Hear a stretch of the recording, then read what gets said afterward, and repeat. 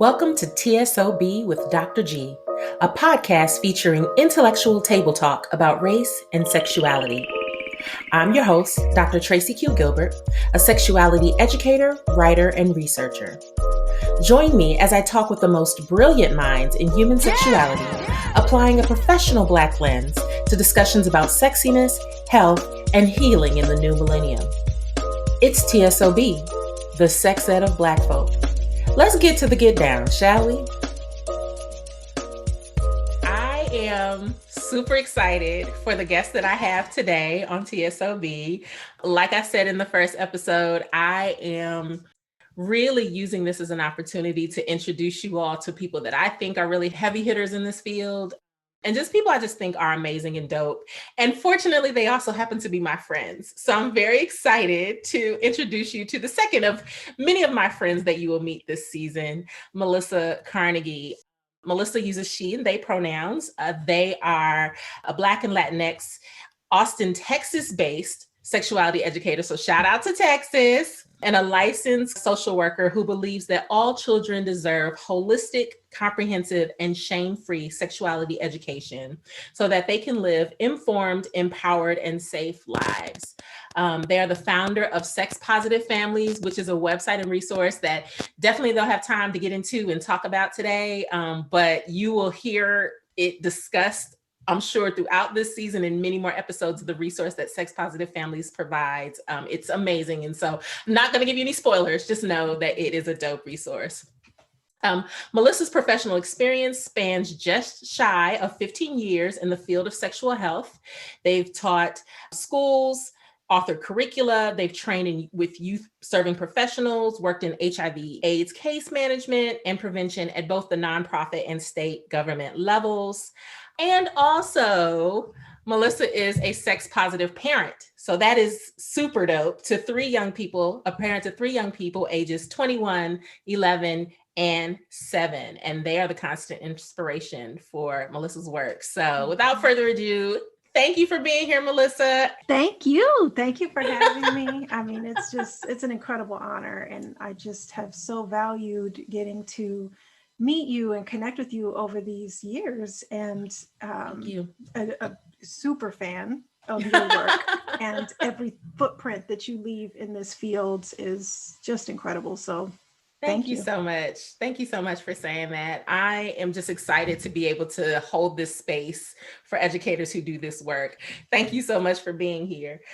So let's get right into it. I do have an opening question that I ask everybody, and that's just basically where you're from, where your people are from, and what's got you thinking about sex and sex ed these days. Yeah, so I live in Austin, Texas, born in Chicago, and my heart is in Chicago, is how I always feel it and frame it. And I grew up in Austin as far as schooling and our family, where we lived. And that's definitely been an integral part of my identity. And I think I get even more aware of that as I get older and as time passes on. And definitely being a parent, it forces a mirror, in front of you a lot in terms of how you are showing up in the world, what your personal journey has been like in life and within your own identities. And so definitely being someone who originated in Chicago, and that's where like my Black and brown roots and attachment to my identity lived and flourished, and love, my understanding of love very much was rooted within my family and my connections there and the communities there. And then I was raised in Texas. And so moving to first Houston when I was younger, and then Austin, that's where things got real whitewashed and kind of remained in that regard. And being a child in that experience, I wasn't aware and I wasn't brought up with parents who were very like socially conscious in that regard, So it hasn't been until my adult years and my own unpacking and my own raising children of multiple identities that it's forced me to have to take a look at what's my connection to and where my identities and what does that mean and how I navigate this world. And then with the gifts and talents that I have, what can I do then with that? And so it's been a journey there. And then, yeah, landing within sex ed, career wise, I mean, I've always been fascinated by things that related to sex and bodies, and then definitely growing up in the late 80s and the 90s, when HIV and there was a lot of like reality stuff. There was just a lot of things that as I look back, I had a fascination that leaned towards things that related to stuff that we get to talk about in the work that we do. Mm-hmm. And so it really is no surprise that I came into, sex ed. Started out in social work as far as my education, but then my internship was at an AIDS service organization. And I just remained hooked, working in this field around sexual health. Then it was 3.5 years ago now that I transitioned into sex ed specifically. And it's just been an amazing, very aligned, like this is what I know I'm supposed to do on this earth. And getting a chance to speak to and with parents, because the other big piece of my identity is being a parent. And I've been a parent since I was 17. Becoming pregnant at a young age, I do believe that would have happened differently if I had had mentorship and knowledge and information. And ultimately becoming a parent, and certainly my firstborn is a girl, and in this world is a woman now. I wanted her to have information that I didn't have. I wanted her to know her body. I wanted her to be able to trust her body. I wanted her to be able to feel confident and liberated in her body.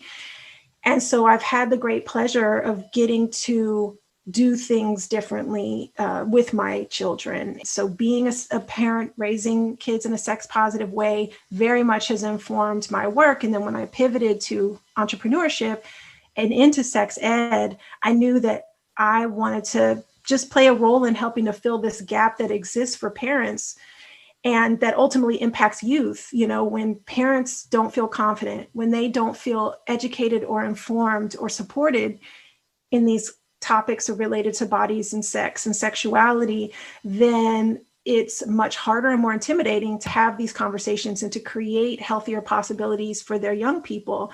So the work that I get to do helps to bridge that gap, helps to inform and empower both the adults in the equation so they're not feeling left out of what their young people might be learning, and they can see themselves as powerful influencers on these topics.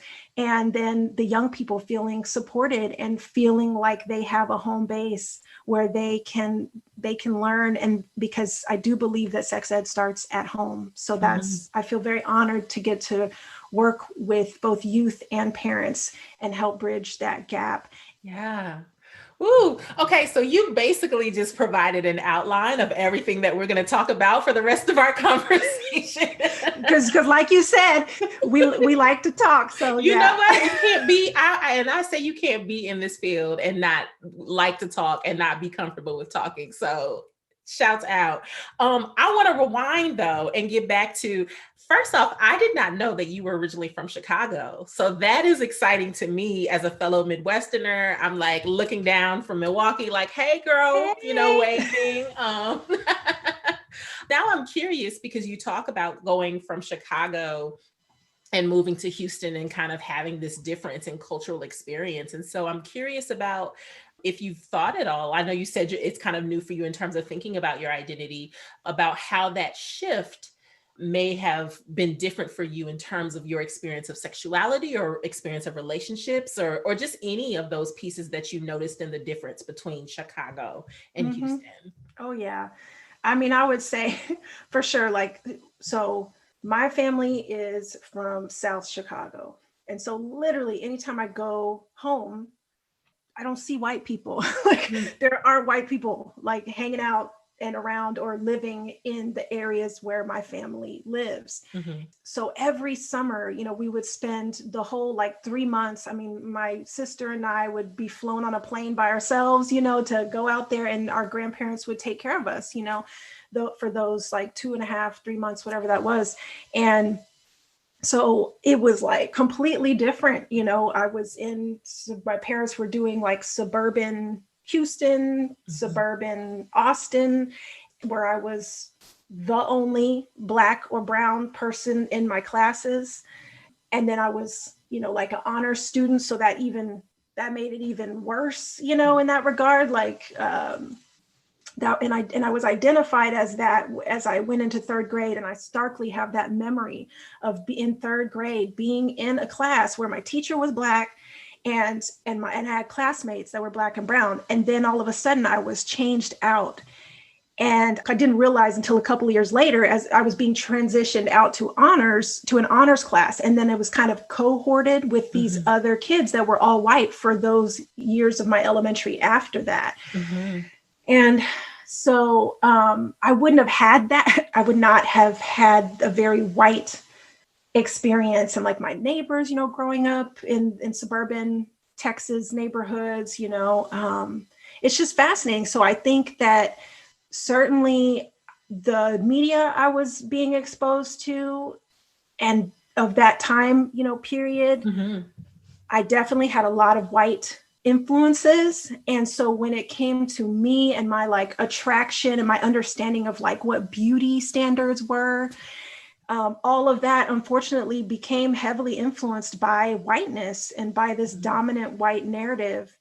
And I feel for sure that I feel like that would have been different, if I had remained where I had begun, if I had remained there, I wouldn't have been exposed to all of these other things. Because I remember like being in school and I wasn't desired, I wasn't the and I remember any Black boy, I liked boys, any Black boy that I liked, they didn't like me. They didn't want me. They wanted all the white girls.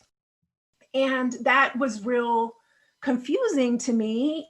So I didn't have a lot of boyfriends. I didn't have early relationships, and I tended toward the tomboy. And so that's without having the language. It wasn't until later years that really, I am non-binary. That's not language that I had when I was younger. I was tomboy, that kind of thing.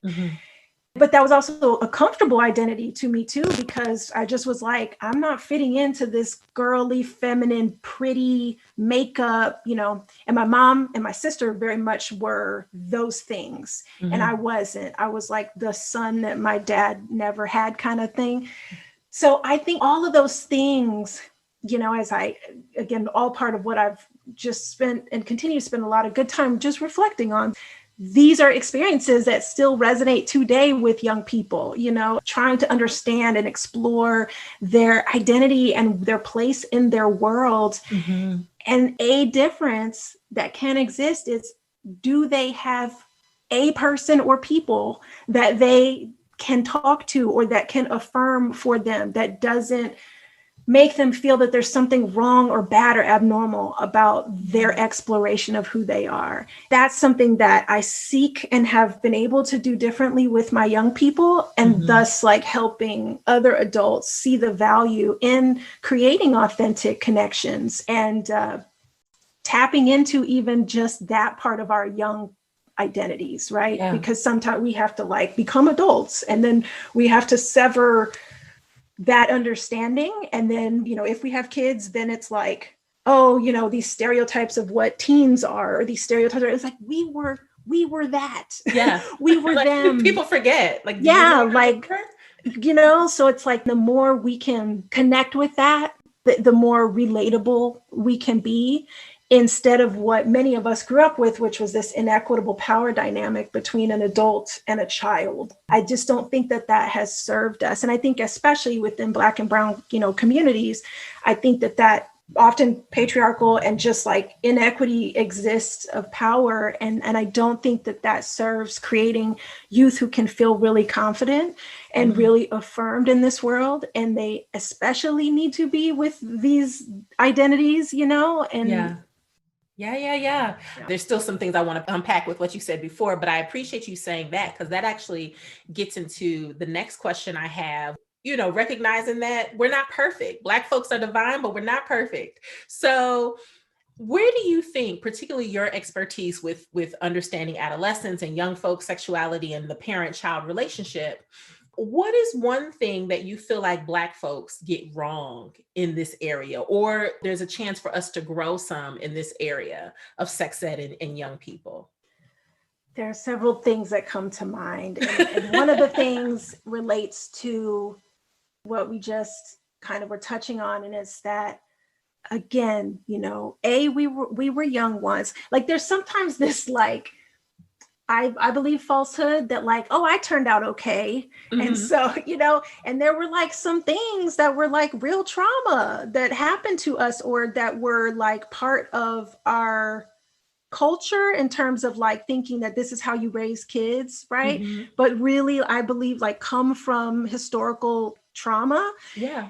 And so I think that something that we potentially get to do differently is having the chance to nurture our trauma. Yeah. I hesitate to say heal, simply because I think that sometimes there's like this thought that, oh, you can just like heal and it gets better and you never, but I think it's a lifelong journey, and there are always like potential triggers that can come up. And certainly when you're parenting, like, parenting is triggering.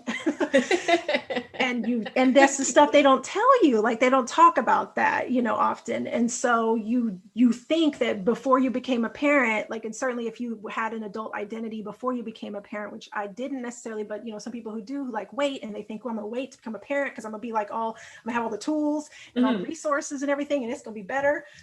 It's like the same all the time. It's always like, what the fuck am I doing? And so getting to that just realization that just existing in this world, unfortunately, comes with trauma. And the more trauma aware, the more aware we are that we have experienced those things, and then what is it that we seek to do differently or carry forward, on both ends with our young people, and seeing it as an opportunity. It's very hard to do that, though, if and when you're just trying to survive, And so that's, I think, certainly where like community can come in, and parenting is definitely not something, I believe, not something that, how do I want to say this?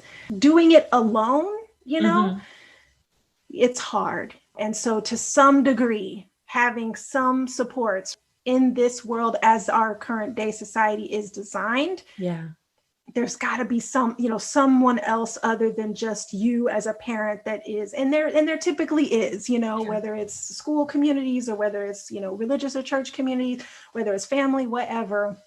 But, essentially, I think that we have to recognize and acknowledge trauma that we have experienced, and identify for ourselves, something else that's coming to mind that just recently happened that is putting some healing onto me. So I wrote a book. My parents, were very proud of the fact that I wrote a book and what I'm doing and everything. And my mom said to me recently, in response to having looked at my book, she said, I didn't know all this stuff when I was raising you. I wish I had known, and I have said it before because I thought it, like, I hypothesized that I think that if many of our parents had the information, they would have done differently. They would have made the choice to do differently.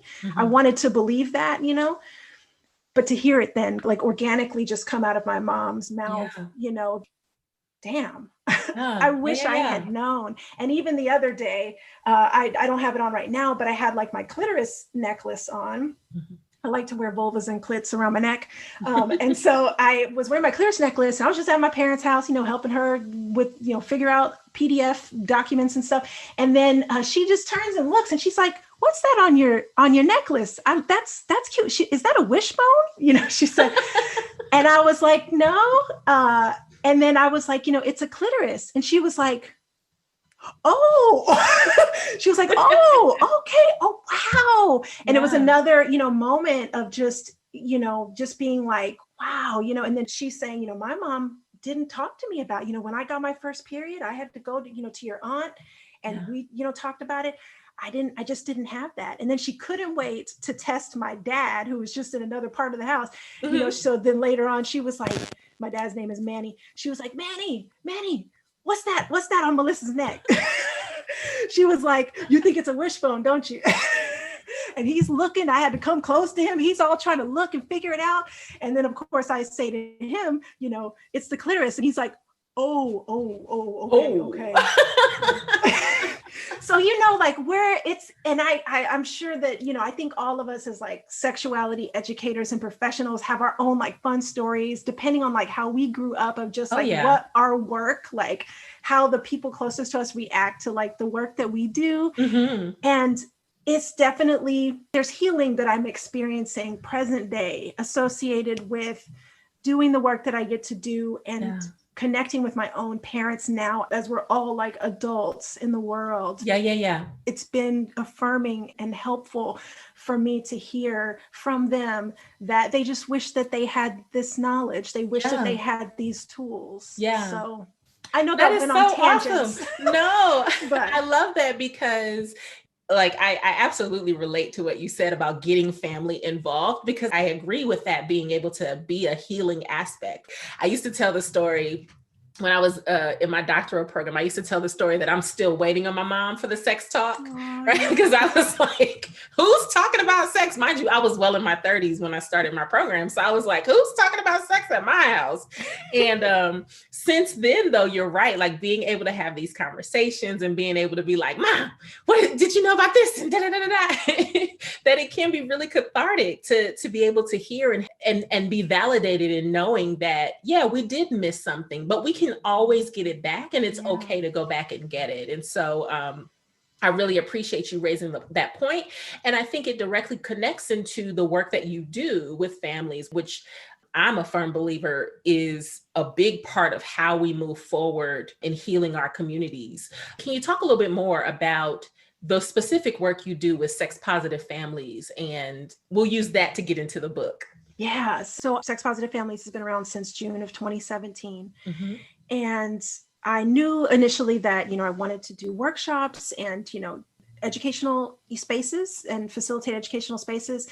But after having worked in classrooms, creating these containers, but seeing that there's a gap in terms of parent involvement or parents' confidence, I knew I needed to reach parents and not just create another like sex ed curriculum for young people. I needed to make sure that parents were involved.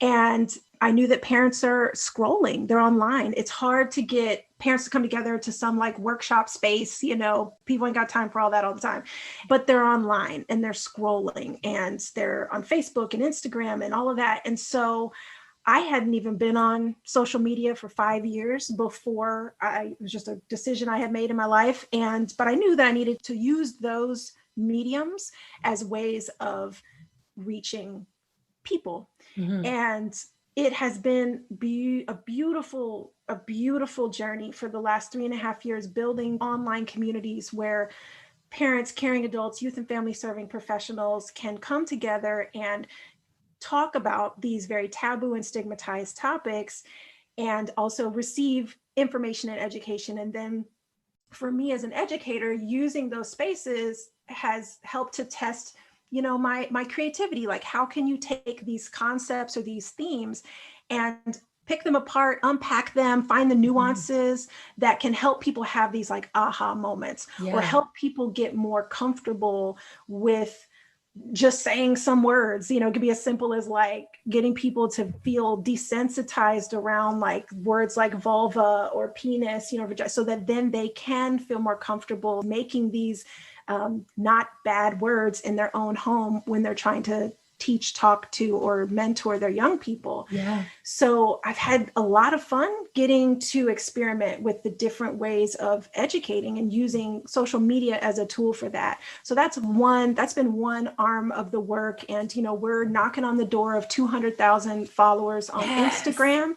And so that is super affirming, because a very direct thing like sex positive families, right? That can be misconstrued, and like people can take that and run, and they really haven't. Yeah. That's been Let me ask you yeah. a question about that, because one of the things that I'm sure you're familiar with that I feel like I hear a lot among traditional sex educators is this idea that, oh, you can't teach the young people. The parents are so sex negative. The parents are the biggest hurdle. The parents. And yet here you are with this huge following of folks who are like, hey, how do you do this work? What are some of the things that parents who come to your workshops or have your experience, what are some of the things that they've said about what it's like to have a sex positive families experience?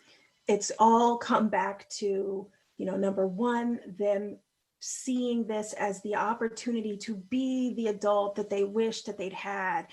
Like there's such confidence and power that they get to feel with getting to create an experience. And also there's a lot of education that they're getting. And so what I do now and have so enjoyed in this year of 2020 amid the pandemic is being able to do virtual puberty workshops. Yeah. And I do the puberty workshops. So they're for young people ages 8 to 12 and their trusted adult or adults. So literally I'm teaching whole families. You know, I've had breastfeeding babies all the way up to grandparents sitting in on a whole puberty workshop. And mine are gender inclusive in the sense that it's not like this is boy puberty and this is girl puberty. We're talking about the range of identities on a spectrum and bodies on a spectrum and how they're all amazing. So I'm teaching the full spectrum of humans, and that also includes racial and cultural variants and identities, because the internet allows people from all over the world to get to tune in, and the only barrier has been like time zone. But I have done workshops at like 3 a.m. my time, so that people in the other parts of the world, have been able to tune in. And so the parents are they're learning, they're seeing the value of getting to learn alongside their young people. They're being liberated from this thought that they have to have all the answers. They get the chance to be like, wow, that's really cool. I want to learn more. And how can we learn more collectively as a family together and make it safe to do that, which I think sets a much more healthy and realistic example for the young people as they transition to adulthood and potentially to parenthood, them not carrying this unrealistic like expectation that they're superheroes and that they have to like know everything, because then that ultimately feeds shame when you realize you don't know everything and you don't know how to say, I don't know, let's look it up, let's ask for help, let's find the information. So it's like a lot of like tools that I'm getting a chance to help share and model and facilitate for families. And it really is just all goes back to relationship and connection. Yeah. And I feel like that's huge too. I know I just asked you to explain non-binary. We're going to get to it, but that I feel like that's also huge for Black families in particular, because I think there's also the pressure that many folks feel to be on and to give this perception of Black parenthood. Like I think what you said about needing to know all the answers, that's absolutely something I feel like Black folks have had this pressure to feel of like, I need to be perfect. I cannot have any mistakes.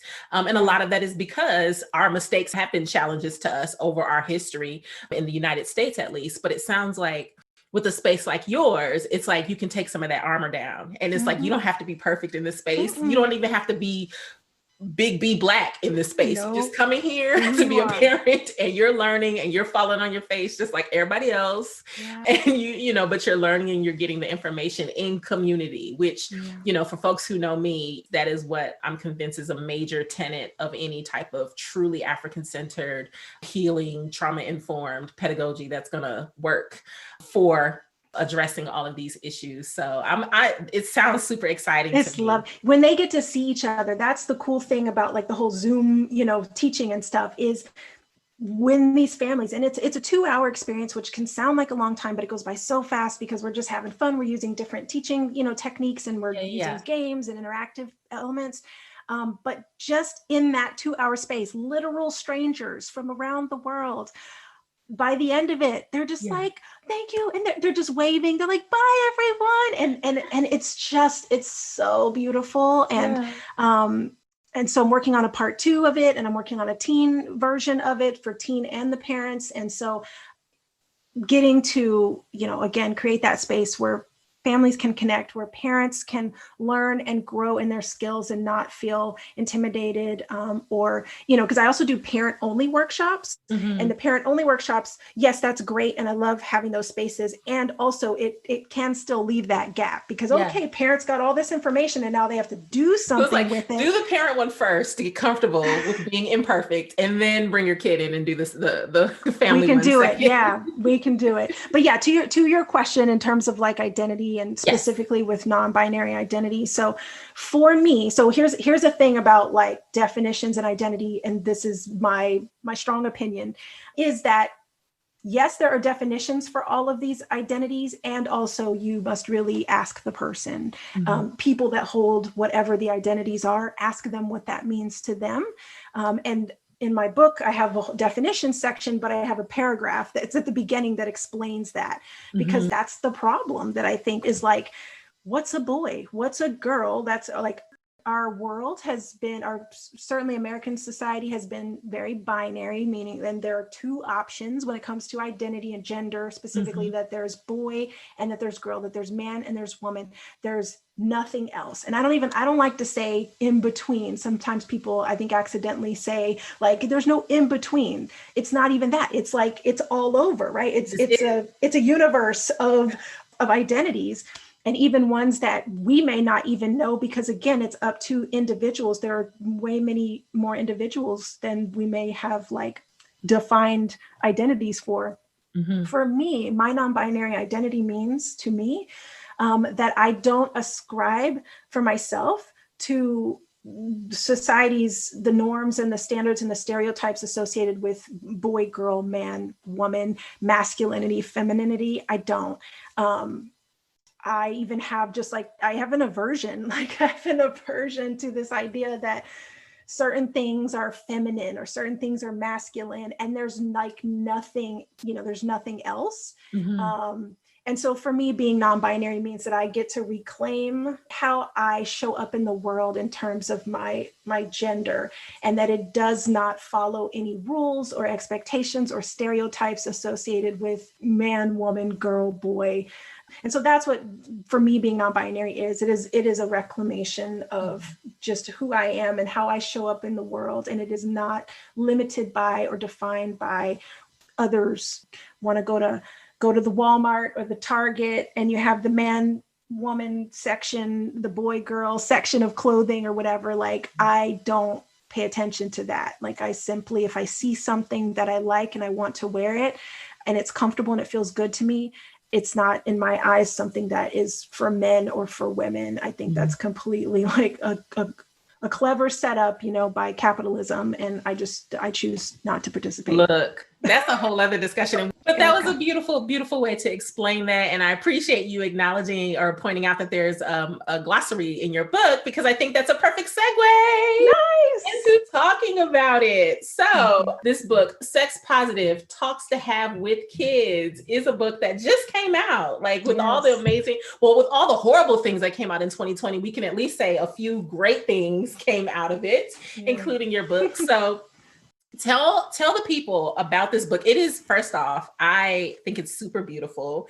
The colors are amazing. The illustrations are amazing. There's lots of spaces in here for reflection and for folks to just really dig in. So tell the folks about how you came to this book and what they can expect to see by reading it. Thank you. And it's been quite a year. Yeah. And I didn't set out, there was no goal to be an author or goal to write a book. That is not what started this. In this journey of sex positive families, I've done a lot of creative things, again, all with the goal of just acknowledging and recognizing that there are many different ways that people learn new information. And so as an educator, we're tasked with, trying to meet people where they're at in terms of, how they learn and what knowledge they're coming to the table with, what goals they have for their learning. And so the book was a product of actually just trying to update a digital guide. I had an existing digital guide. It was called Guide to Raising Sexually Healthy Children. It was a PDF guide that people could get, from my website. And it covered a bunch of good, general age by age tips and strategies and facts and resources and stuff associated with sexual health in childhood.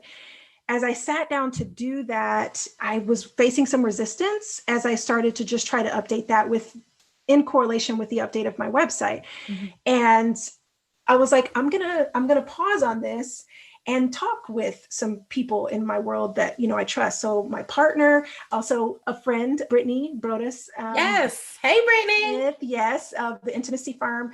And she and I often like collaborate and just like, because we're, building businesses and things. And she was someone that I went to and I was like, I'm having this like roadblock and it's trying to tell me something. And I don't know where I should go with this guide. It was just a digital guide is all I was trying to do.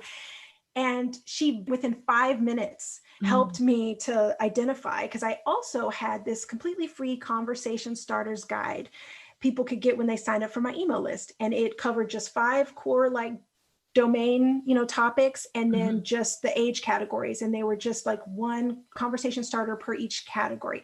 And that was very popular. She actually had asked permission in the past to integrate it into some of the work that she does with Philadelphia schools.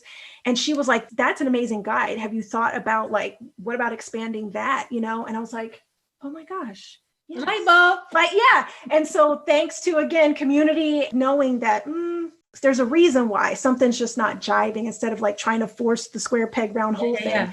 I saw it as a sign. And then as soon as I pivoted to that, within 2 weeks, I had my book written. Wow. And it was long. So then it became a book, because as I gave it to an editor, they were like, yeah, no, you can't just like give this as like a PDF guide. Like this is a book. People are going to want this. Yeah. People are going to want to hold this and open it and flip and write notes and all of that. And I was like, okay, I guess I will author a book. And so then more community. I talked with Dr. Lexx Brown-James, someone who's authored several books and just has gone through that experience of self-publishing.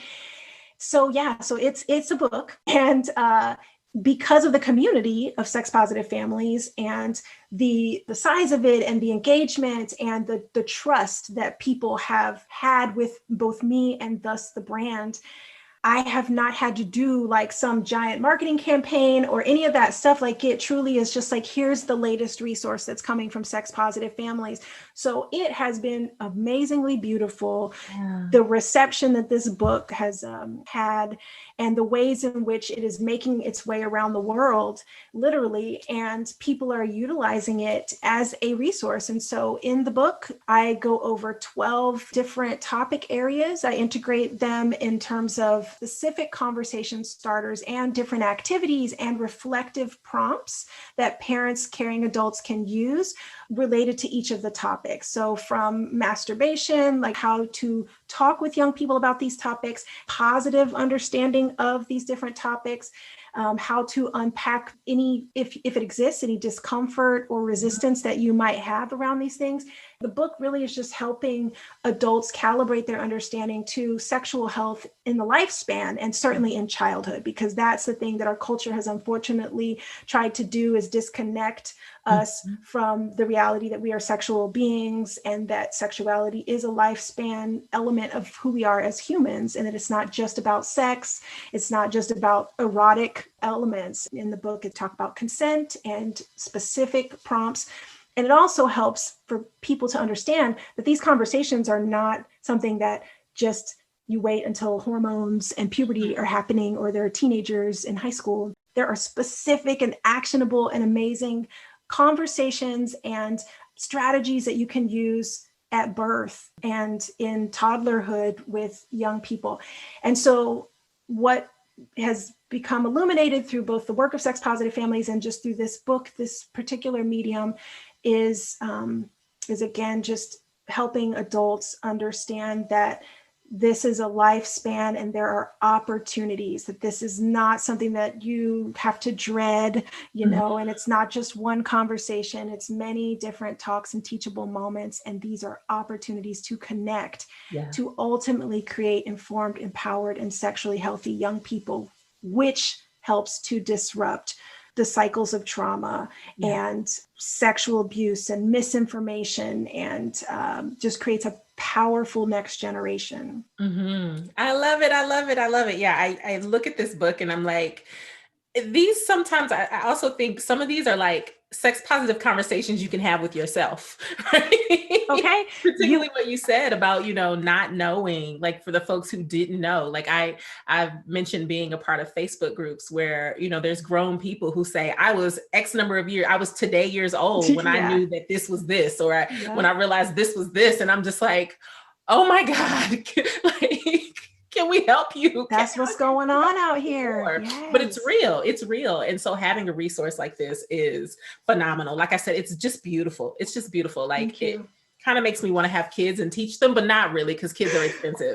Yeah. But you can borrow some. I could send you some for a limited time, and you just tell me what you think after that. My teaching skills. Yes. It's been a while since I got some different options. We got you want a 7-year-old, you want 11-year-old? How about a 21? Okay. I love that. I should come in and hang out with them and be the cool auntie and buy them. Oh things. Yeah. Like, we didn't learn anything. Here you go. They all have iPhones now, the upgraded iPhone. I'm telling you. And so that I want to say, you made me think, like, that's the other thing, is just like the cool conversations that I'm having with my young people as a result of opening up, taking the taboo and the shame away out of just being human. Is just allowing them to speak so confidently at such an early age. And like, why are so many of us just finding our voices in our freaking 30s and 40s? And talk about, if you would, for me, what are your thoughts about the folks who are like, well, if you talk to them, that's going to make them want to do it. That's just going to make them want to do it more. What are your thoughts on that? Yeah. So, I could do what so many of us do as educators. We could talk about the research that completely consistently tells us that that is not true. And that when we talk with young people and we create that open dialogue on these topics, that they're more likely to delay their first time, sexual experiences, that they're more likely to be thoughtful about the number of sex partners that they may have, and to use contraceptive and barrier methods. So we could do that. But I like to do, also just the piece of, like, with anything, right? As people, when we have information, we can make informed choices. That's it. And so having raised at this point a person into adulthood, I saw it with my own eyes and lived it, and now live it with these younger ones that are coming up that I'm raising. That it's like, that's what sex is? Or, okay, that's what a condom is? Oh, okay. You know what's funny to me about that? A lot of folks, I'm like, but you didn't know nothing. Nobody talked to you and you still was out here wilding. So I don't understand. Exactly. And that goes back to that. That's what I was trying to get at earlier, is just like, we need to stop thinking that, well, I came out okay. And so, no, there's some things here. We need to put some intention and be honest. Be honest with ourselves. Be honest. Let's stop acting. Be honest. Like, yes. Those are the real fun conversations when you start having with your parents and they start being honest about what they did. Ooh, the tea. I'm telling you. And again, like, I'm 40 and I'm just now starting to have a relationship with my parents that is tentatively, like, we're opening up and becoming more honest and stuff. All I'm choosing to do differently is recognize the humanity in my children and not see them as less than or not deserving of that kind of honest relationship.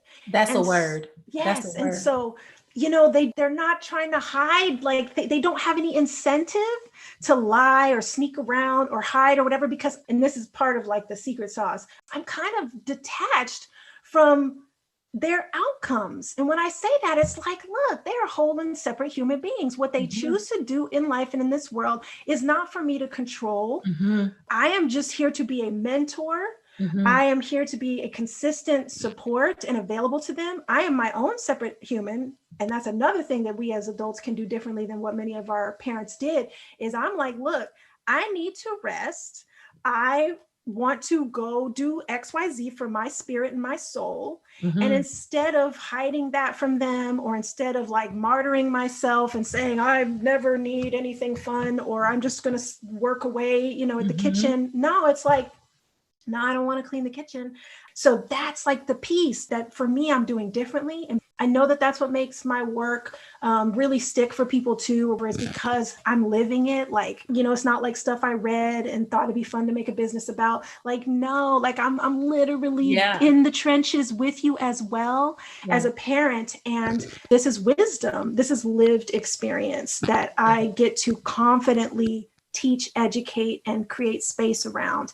And also recognizing that each and every person are subject matter experts of their own life. And so when we're teaching, how do we create space for people to get to reflect on what they bring onto the table and not to discount their own knowing? I love that. How to help them cultivate their own knowing, right? Like that to me is the real work of sex ed, to be able to help young people and help all folks, but especially young folks, cultivate their own sense of knowing and going back to what you said earlier, build their intuition in that regard. Because that's so important. And that's like, what are your goals? What are your goals? Right. Not what are your real goals? Not what you've been told that you should care about or do or be excited about. Like what lights you up? What are you excited about? And a lot of times we don't even need to have to ask. We just share space, observe, quiet ourselves, and just join in and be present with. And that's a thing that we're, unfortunately, if we're just in the habit of just leading young people or telling or directing or controlling young people, then yes, they learn to inhibit themselves, to conform, to just have to go along to get along, and they lose themselves. And yes, that ultimately prepares them for what this world tries to do at the adult level too, to all of us. And I'm, again, just making a choice, and I'm challenging other parents and caring adults of this generation of parents. Like, I think if we do something different here, we could get a different result. We can get a different result. Yeah, I think that if we focus on continued liberation of ourselves and we share that experience with our young people openly, vulnerably, you know, continually, I think that maybe we could all be more liberated and more connected, and thus more confident, more secure, and able to make informed choices along our path that are in line with our goals that we know are valid and important. I love it. I love it. I love it. So I'm almost done with my questions, but I do want to ask you, usually ask a question early in the interview and I forgot it, so I'm going to bring it in now. I want you to share with folks what you feel like your sex ed superpower is. And related to that, I want you to share what you feel like your place as a Black sexuality educator is in this particular moment in time in history. That's good.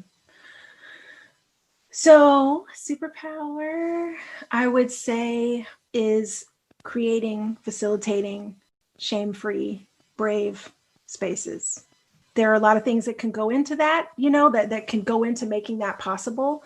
But I think that is at the heart of what I do. And I use different mediums to do it. I use particular language. I use particular like presence, you know, if it is a thing where I'm present, you know, and that is something I consistently get complimented on, that I consistently get reflected back, you know, is just how safe people can feel within the work that I do, however I'm doing it, how affirmed, how comfortable they can feel being able to consider and be brave and authentic. Yeah, it's beautiful. And the other thing is I'm coming into continually my own like reckoning and understanding of what all of my identities have meant, you know, to me. And so as I continue that journey and that path, I am showing up unapologetically and without asking permission, you know, because I know that it's important that we're not quiet about our liberation. And certainly if we feel called to lead or to educate or be in these certain positions, you know, I think it's important that we can show up and model vulnerability and honesty and authenticity in who we are and how all of these things intersect.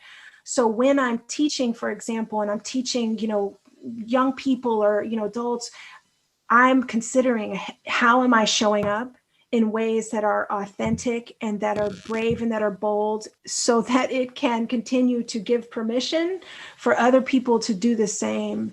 Because there's too much of our world and our society that is intentionally, anti-Black, that's intentionally saying you don't have a place here. Why are you talking? You don't have a voice, or, your thoughts, your opinion doesn't matter, or it will only matter if you achieve all these like ridiculous standards or whatever.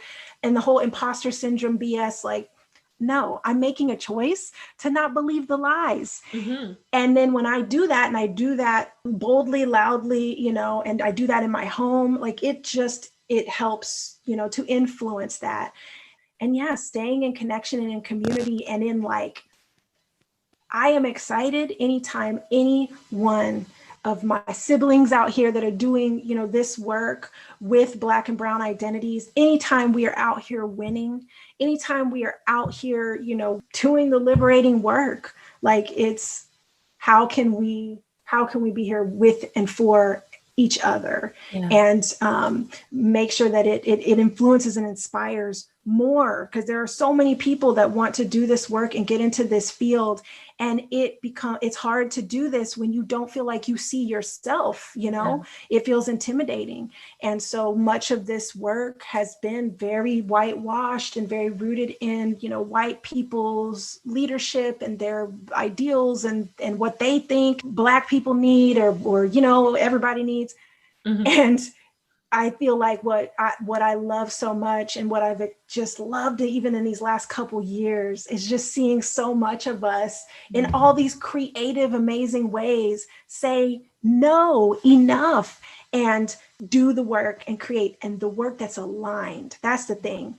Not the work that these systems are saying we should do, or how it has to look, or that you have to achieve XYZ first before anyone will listen to you. We continue to prove that wrong. And I keep just getting even more excited about what that will keep looking like. Seeing us win and seeing that the representation, it's not even just about having representation. It's like, no, it's like taking up the space that this world needs us to take up in order to transform into the type of world that we should have already been living in, know? And I think our young people deserve. And I think what you're saying is making me think of something else. It is one other quick question I want to ask you. For the folks who aren't educators, right? Just for the regular folks, sometimes I think I feel like it matters to be able to show that we're out here, because I think we are. Yes. You're right. I feel like the field is so whitewashed that even folks who did experience sex ed, they usually experienced a white sex educator, or someone who wasn't skilled, or someone who, came through one of these traditional systems. And even just knowing that there are Black professionals out here who, wrestle with these concepts, they come up with theories, they're doing the work. That to me is so important, and why I created this platform in the first place, to really be like, we out here, right? Yep. And not going anywhere. Right. And we're not going anywhere. We are rooted. We are where we're supposed to be. And so my question is, for the regular Black person who maybe has kids, or maybe has, cousins or auntie, their auntie or uncle or whoever, and they're like, yo, I hear you, Melissa. Maybe I can get them to come to one of your workshops, but in the meantime, what do I say? How do I approach this? How do I get my family to recognize that this is important? What are just maybe some baseline tips that you would give them? Yeah. So I would say that it always starts with us. So I have to say that, because that's the hardest part. That's really what is often at the root of the resistance and the root of the avoidance, is because there are things that often we are struggling with, whether it's trauma of different forms that we experience, whether it's like triggering, because even just literally talking about these topics triggers us. It is okay. And you're not bad, weird, or wrong if this is feeling uncomfortable to you. And it is not your fault. I think that there's a lot of shame that we can absorb around that. And again, from that place of thinking, well, especially if we're adults that are mentoring youth or raising youth, we think, well, we should have to just know the answers to all these things. And if we don't, there's something wrong with us. So I think it's important to be able to accept the acknowledgement that things have been set up in this way and stacked against up to this point for so many of us. That was not our doing. There was that, no matter what your own sexual history or decisions have been or anything like that, because there've been so many, like the hypersexualization or, the, hoe and all these things that carry into people's adulthood, and that they absorb as part of their identity and as their wrong that they created, thus deserve negative things. So I just want to acknowledge, I think it's important to acknowledge that these are very real things that can hold people back from simply just being able to talk confidently and comfortably with other people, whether it's another family member, whether it's a peer, whether it's a partner, whether it's a child in their life. And so coming to that place of recognizing that you are not wrong or bad for feeling any level of discomfort or uncertainty around this. And then it's taking a look at, what do you envision? What do you see? What do you want when it comes to your own sexual health, your own connection to your body, your own connection to your identity? How do you want to show up in the world? And then what does that look like for the young person in your world? Just what do you envision? What does sexual health, what does it mean to be sexually healthy? What kind of sex life, if any, do you envision that you would want your young person to have? Yeah. What does it mean to have a good sex life? Yeah. I and also say it's important if you're saying no sex life. Right. And so if you're saying no, where's that coming from? Right. Why? Is that realistic? Typically, and I've done this exercise in many different, workshops, virtual, in person, whatever, with adults. And even the most put off or resistant, often there's just not spaces that are often made or time or prioritized where people get a chance to think about these things.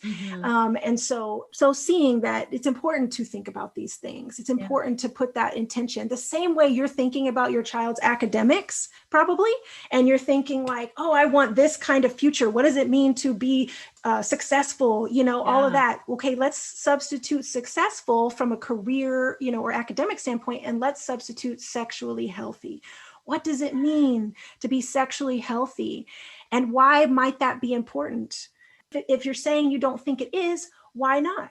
Okay, let's give space for that. Why is that not important? Often what will present itself is just fear, is a lot of fear-based or things that connect to people's own trauma. And so that's why if you want to be effective in this and you don't want it to just be this surface level one-shot thing, that same effort that you are putting into facilitating or hoping for success, in these other areas of your young person's life, there's great value in helping to foster and facilitate, support, guide, lead in this other realm in terms of their connection to their body and their identities and their sexual selves. Absolutely. So yes. Love it. Love it. Love it. Love it. We could talk all day, but I know only have a certain amount of your time. So I'm going to go to my rapid fire questions. Okay. If you are ready. I've got 5 of them. They're just sentence stems. So just, fill in whatever comes up for you. Okay. So first one, sexiness is unique. The sexiest thing about Blackness and or Black people is it's courage, it's strength, it's authenticity, it's Love it. Love it. Love it. My go-to for feeling sexy is just being myself. That's it. Love it. Nothing that can be bought. Nothing. It's just being myself, being true. Yeah. Sexual freedom for Black folk is achieved when people connect with their truth, with who they are, not who they're told to be, but who they are. And when I'm done being on this podcast, I will spend some time with my family. I will spend some time with my family and be so excited for when this is released and getting to share it with the world and just cheerlead, because I love everything that you do and that you put into the world. And I have had the great privilege of being able to be in space, watching other people being inspired by your words and your wisdom and your voice. And that's really super cool. Thank you so much for saying that. Thank you so much for being here, Melissa. I am so happy that this all aligned in the ways that it did. I wish you all the best. I will have all of Melissa's details, contact information in the show notes for this episode. So please reach out. You can follow on Instagram at Sex Positive Families. Any other specific Sex Positive _families Sex on Positive Instagram, and only as long as Instagram right delete us. If Instagram will be, will act right. Instagram. But yes, Sex Positive _families. But even if you can't find Melissa on Instagram, you can go to the website, sexpositivefamilies.com. We didn't even get into all the amazing resources on that website, but please go. You will not be disappointed. It's a hub. It's a hub for real. And it's absolutely worth it. Thank you again so much for being here, Melissa. And thank you all for listening. You've been listening to T.S.O.B. with Dr. G, produced by Dr. Tracy Q. Gilbert of Tempe and Aya. To keep up with all things T.S.O.B., follow us on social media at T.S.O.B. the podcast, which you can find on Twitter, Instagram, or Facebook. For past episodes of the show, visit tsobpodcast.com or subscribe to the show either on YouTube or anywhere else you listen to podcasts. Now, don't forget that you've got homework for this episode. To find the downloadable worksheet for this or any other episode of the show, head on over again to tsobpodcast.com, where you'll find it and any other important information from the show notes. And finally, do you have any questions or thoughts to share? Sound off by email at mailbox@tsobpodcast.com. Again, this was T.S.O.B., the sex ed of Black folk. Thank you for listening. Talk again soon.